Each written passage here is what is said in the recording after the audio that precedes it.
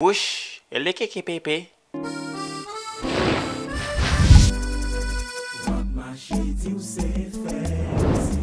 On November 28th, thousands of Haitians will head to the polls to vote in the general election. Voters will also decide on several ballot measures that could become law. Here are 5 interesting initiatives that caught my attention. Prop 13. It shall be unlawful for a person not to dance at the compa bal. Prop 28. A Hugan shall provide a full refund if a magic spell does not work.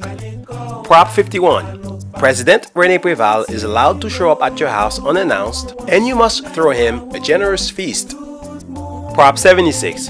A fine of $25 can be levied if you do not own a Haitian flag.